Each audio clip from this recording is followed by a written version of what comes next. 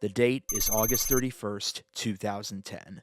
The latest entry in the critically acclaimed Metroid franchise, Metroid Other M, has finally released. After over a year of waiting since the reveal at E3 2009, fans of the series get their first taste of a new game since Metroid Prime 3 back in 2007. Up until this point, the Metroid series had been on a bit of a hot streak. Ever since Metroid Prime and Metroid Fusion ended the 8-year silence from 1994 to 2002, the IP had received a consistent stream of games across the GameCube, GBA, DS, and Wii. Following the two aforementioned entries, we'd see Zero Mission, Prime 2, Prime Hunters, Prime Pinball, and Prime 3 all released over the next 5 years. Safe to say, quite a healthy flow. And Metroid Other M was meant to be the cherry on top, the most ambitious and high-production Metroid game ever created, meant to help the series reach new heights leading into the next decade and upcoming console generations.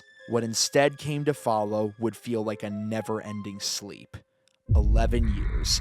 11 years of silence, frustration, fan outcry, and crushed dreams, with glimmers of hope as about as rare as a shiny Pokemon.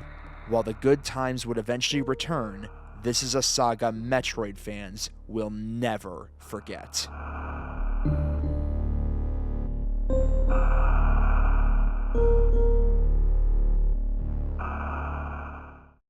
Now I know what some of you are going to say. Seeing that thumbnail, hearing 11 years, inevitably a few of you will bring up, Yeah, but what about...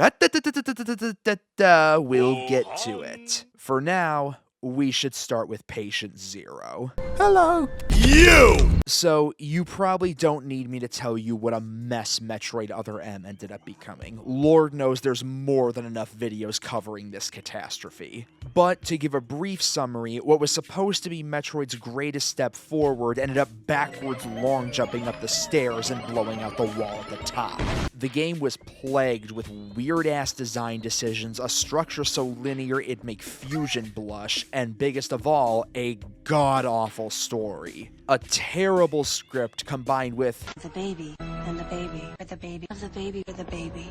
Babies cry, the baby. Let's just say questionable voice direction, led to a narrative that absolutely butchered not only Samus herself, but even once well-regarded side characters like Adam Malkovich. Not to say the game didn't have some redeeming qualities, aspects of the gameplay were decent fun, and for a Wii game, it's visually fantastic, genuinely impressive for the technology. A highly anticipated end-of-life console game with great graphics let down by a shit story. Now where have I heard that before?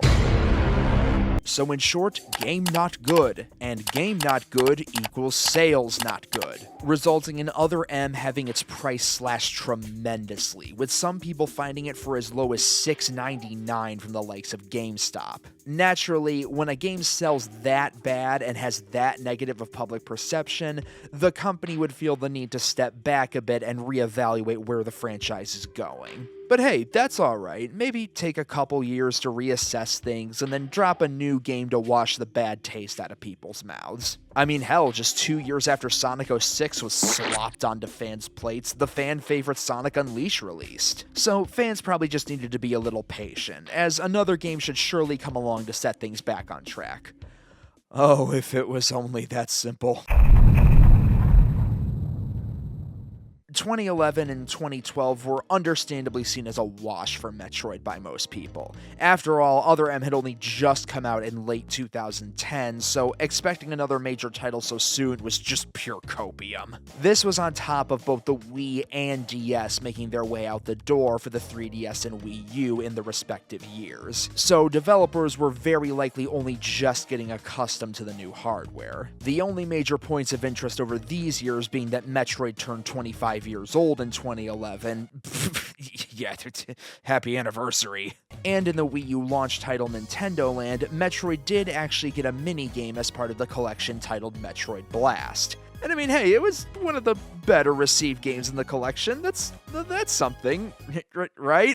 Oh yeah, I got this. What a pittance. 2013 rolls around and yeah, it's still nothing. Again, maybe a bit too early to be expecting a new massive project, but the stink of Other M had festered to such a point that people really needed something new to liven the spirits of the community, especially as other major Nintendo IPs are getting their spotlight in this new generation. Now, yes, there wasn't all too much on the Wii U, but that's your fault for expecting anything from the Wii U. However, the 3DS was giving franchises plenty of time to shine. By this point, Mario, Zelda, Animal Crossing, Pokemon, Fire Emblem, and even the likes of Kid Icarus had all had a go on the handheld, and Kirby was just around the corner. But again, no sign of Metroid. There was some hope going into this year that Retro would step up to give the audience a brand new Metroid Prime game, seeing as it had been 6 years since Prime 3. But then E3 2013 rolled around and, that's not Metroid. Yeah, they were making a sequel to Donkey Kong Country Returns instead, which, hey, don't get me wrong, Tropical Freeze is fantastic. But let's just say at the time, it wasn't exactly what Metroid fans wanted to hear. It's cool though, it's cool, you know, there's still plenty of time in this generation. 2014 is looking to be an amazing year for Nintendo, so we'll see if...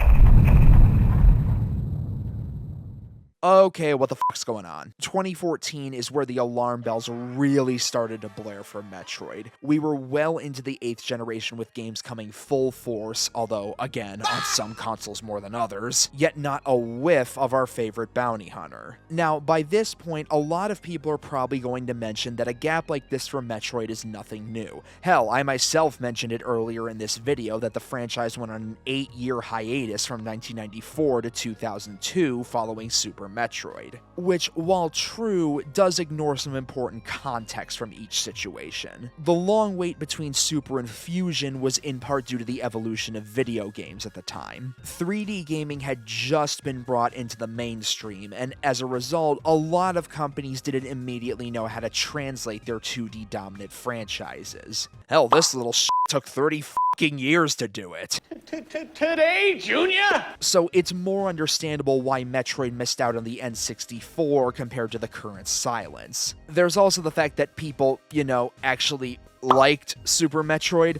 Like, it's so good that it's still regarded as one of the greatest games of all time, which is actually part of the reason why the hiatus happened, because no one knew how to properly follow up such a monumental installment. There is a major difference when a franchise goes silent after a revolutionary entry versus a flop. The former likely means they need to take some time to consider where to go next, but still fully intend on making a follow-up, while the latter is Chibi Robo Ziplash. This game blows!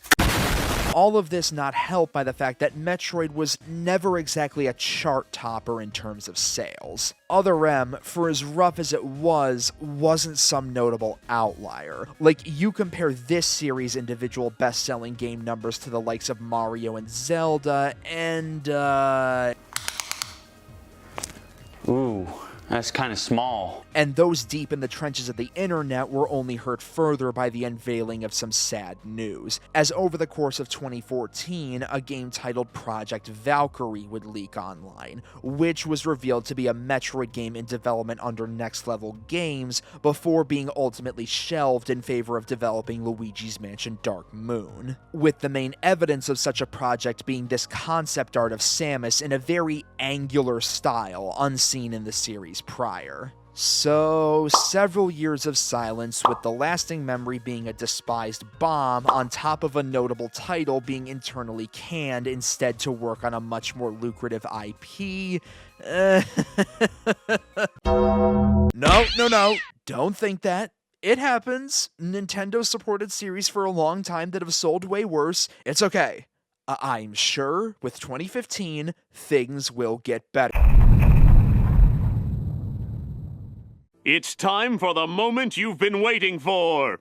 Da, da, da, da, da, da, da, da. Yeah, they know what's fucking happening. Yes, we've reached that moment in the Metroid Dark Ages. The first half of 2015 continued the trend of the last 5 years. which was nothing. But hey, you know, E3 is coming around. A lot of other big Nintendo series have already had new titles in this generation. It's been half a decade since the last installment. Surely, finally, certainly, now is the time for a brand new, proper mainline Metroid title that can restore faith in the brand. Right? Right? Oh no.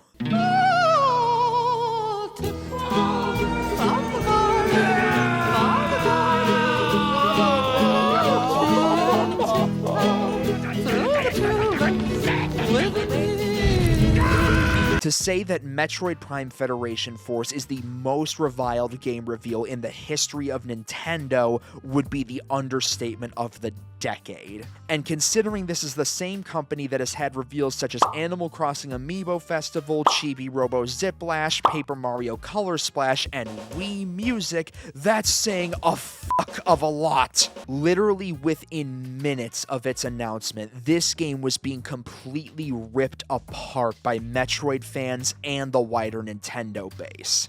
After so much time waiting for even a crumb from this franchise, what's finally delivered is a weird, multiplayer-based FPS adventure game where you don't even play as Samus, but instead the Galactic Federation. And it was later discovered that this game, despite bearing the Prime branding, wasn't even being made by Retro, but instead, Next Level Games. Yeah, remember Project Valkyrie? This is what ultimately became of it. The backlash to this game was instantaneous and immense. The initial trailer was dislike bombed to hell and back, with it sporting nearly 100,000 dislikes in 2025. At least according to the extension I have that lets you actually see YouTube dislikes since they got rid of that for no good reason. YouTube, we make good decisions. Any mention of this game was swiftly met with venom by all sides from Metroid fans, to the point that it felt like Nintendo themselves didn't even want to mention the game. Federation Force wouldn't be discussed again in an official capacity until the March 3rd, 2016 Nintendo Direct, well over half a year later, and Bill Trinan even introduced the segment about the game with, "At E3, there was one game we introduced that left fans with some questions. Questions, huh, Bill? Yeah, questions like why the f does this game even exist? And perhaps most infamously of all, a change.org petition was created demanding the game be cancelled outright.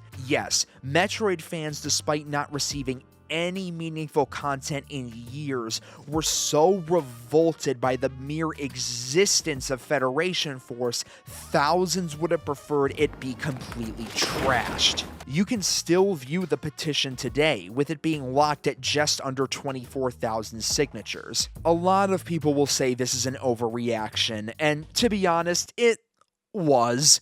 But you have to think about this from the perspective of longtime fans at that moment. 8 years without a well-received game, and the resolution is a very unconventional spin-off that barely has any thematic ties to the franchise it falls under. This would be the equivalent of The Legend of Zelda falling off the face of the map after Echoes of Wisdom until 2032, and then the game announced that year is Zelda Farm Simulator. And before any of you say, "Oh, I'd be happy with that," no, you wouldn't. You're full of shit. Stop lying! This was, without a doubt, the deepest pit of the Metroid Dark Ages. Not only was Federation Force the equivalent of pushing a screwdriver under your toenails, but there was essentially no hope for a title on the Wii U either. Not just because the Wii U was about as popular as hemorrhoids, but Nintendo's mindset at the time was so focused on safe, family-friendly experiences. What chances could there be for a more mature-leaning franchise that was never a runaway success to begin with? The most joy Metroid fans could garner now was just collectively shit-stomping the problem child nobody wanted. 2016 was basically spent just drifting for Metroid fans, and Nintendo fans as a whole, if we're being frank. This is widely regarded as one of the worst years in Nintendo history, and when you step back and look at the lineup, it's not hard to see why. It's the biggest piece of dog shit. Except you stay. The 3DS was cooling down big time, the Wii U was... And all that came from this year for Metroid fans was Federation Force finally getting in their hands. Well, there was one other thing, but that'll come up in just a minute. When Federation Force released, it got pretty middling reviews. Not much in the way of vitriol, as most of that fire had been spent on the build-up to the game instead, and fans were just tired at this point. Overall, it wasn't that bad of a game, not great in single player, but a number did enjoy the multiplayer. Once again, it was ultimately just the victim of horrendous timing. But perhaps there could be a glimmer of hope on the horizon. The next major home console, the Nintendo Switch, is scheduled to release in early 2017.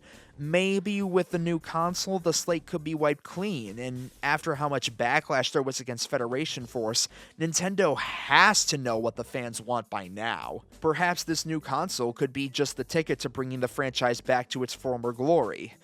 We can only hope. Alright, 2017 is here. The Nintendo Switch is finally in our hands, and it's surprisingly pretty great. It drops alongside a spectacular Zelda game, and Mario is promised later in the year. No word yet on Metroid, but we're off to such a strong start, hopes are high. E3 is coming up again, and while there's definitely some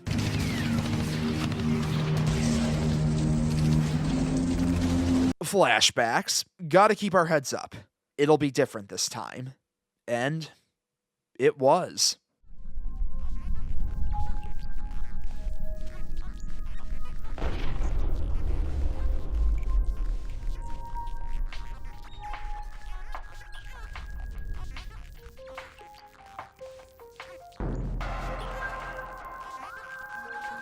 "10 years since the last proper Metroid Prime game. After many had given up hope on this specific branch ever continuing, no, you do not count, Metroid Prime 4 was real, and it was beautiful.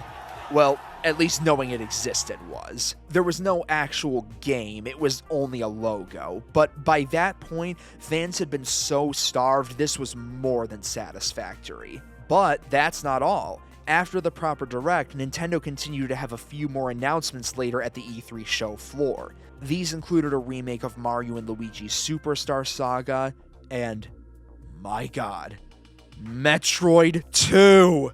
It's finally happened. The 3DS has a real Metroid game. Return of Samus is reborn as Samus Returns, and it's only a few months away from release. Now, I bet a lot of the more casual viewers by this point will say, oh, well, there you go.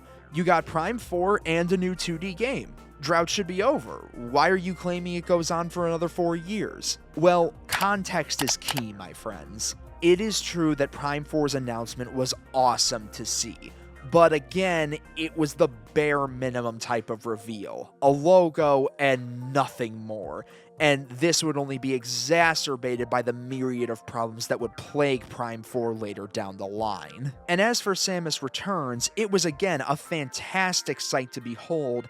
However, it wasn't entirely the return fans were hoping for. For one, it was a remake, and a remake of one of the more unremarkable games in the series at that. A great update, no doubt, but being absent for so long, retreading old ground could only take you so far. There was also the fact that this was a post-Switch 3DS game, where basically any title that came out for the clamshell after the shiny new system dropped barely got a fraction of the attention it would have in years prior. And lastly, there was also the looming shadow of a certain other title. Not an official game, however, a fan game, AM2R. Yeah, that other thing from 2016, we're talking about it now. See, AM2R was a fan-made remake of Metroid 2 meant to be styled like the official Metroid 1 remake, Metroid Zero Mission. Developed by Milton Gosti over the course of about 10 years, this would go on to arguably become the most famous Nintendo fan game of all time. However, anyone who knows Nintendo and fan games, well, they don't exactly take kindly to them. And so a matter of just a couple days after Ghosty put the game online, Nintendo struck him with a DMCA and the game was pulled. Ghosty was understanding of them wanting to protect their property, but fans were not having it. After having done nothing for years outside of Federation Force, and the already pre-existing tension between Nintendo and its fans with how they treat fan projects, it wasn't a pretty sight. Come the following year, though, when Nintendo did announce their own remake of Metroid 2, that did pour a bit of water on the fire, as it made sense why they'd take down an unofficial Metroid 2 remake while they were in the middle of working on an official version. However, it wasn't exactly the best sign either that there were, and still to this day, are a large contingent of Metroid fans who outright prefer AM2R to Samus Returns. So, while it's hard to call all of this the full-on grand return for the series, it was a badly needed shot in the arm, especially with how long it had been. Again, Metroid Prime 3 was 10 years old by this point. Holy sweet merciful Jesus, mother of fuck. 2018 would continue the trend of Metroid's slow revival, though not through a new game, but instead via Super Smash Brothers! After nearly 20 years of only having Samus represent Metroid on the Super Smash Bros. Roster, both Ridley and Dark Samus would be added to the base roster for Smash Bros. Ultimate, and this was genuinely a big deal. Fans had been calling for more Metroid representation in Smash Bros. For ages, so to finally get not just one, but two new characters added to the roster, that was a major breakthrough for the series. It could be argued that this was long overdue, considering Metroid is one of Nintendo's oldest major franchises, and it should have had a second rep a long time ago, which can be attested to an extension of a greater problem Smash Bros. Has with underrepresenting several worthy franchises while they keep overstuffing a select few to the point of annoyance. Hey, what's this Fire Emblem footage doing here? But nevertheless, this was a really good sign that Nintendo was handling Metroid with much greater care. And if Metroid Prime 4 could launch relatively soon, it could be the cherry on top to complete the series' grand return.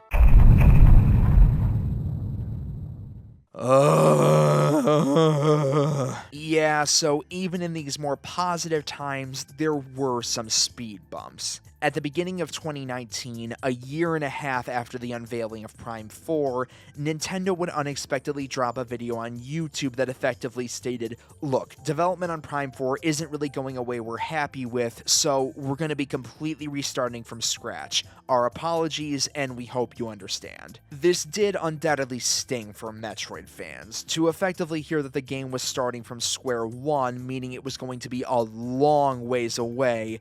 It sucked, no question. However, there was very little anger to come from this announcement because, truth be told, I think Nintendo making this public was absolutely the right move. For as much as Metroid Prime 4's silence in the coming years was a major pain, having the willingness to be frank and honest with your fan base is very respectable. Video games are going through a major problem of just dipping for years at a time after being announced. A title can go unheard of for half a decade after consumers had been made aware of it, and that is, to put it bluntly, a pain in the dick. There's a reason I made a whole-ass video discussing that very topic. But since Nintendo at least had the foresight to be open about such a delay, it made fans more understanding. It's certainly better than how a lot of other games in this same boat have handled it. Do you guys even remember The Elder Scrolls 6 was officially announced? That was back in 2018. You good over there, Todd? The fuck's going on with y'all? It just works. Yeah, I don't think I need to explain why nothing happened this year. None of us want to be back here. We all wish we could just Men in Black this calendar away. So let's just all agree and move on. Well, after reeling from that fuck of a year, a lot of folks were ready to just get back to a normal schedule and new video games. Metroid, however, wasn't particularly one people foresaw happening at the beginning of the year. After all, Prime 4 had only restarted 2 years ago, and considering one of those years was that which shall not be named, 2021 wasn't expected to have much for the franchise. However, rumblings began to occur as the year went on that a brand new Metroid game could be announced at E3? Nah, there's no way. They've got their focus on Prime 4, so it'd have to be a new 2D game, and we haven't had one of those in almost 20 years. But E3 has been getting better for Metroid year on year for the past half decade. Could it really be true? 11 years. 11 years of disappointment, silence, outrage, hope, and questions. It all came down to that day. On June 15th, 2021, the Metroid Dark Ages were finally over.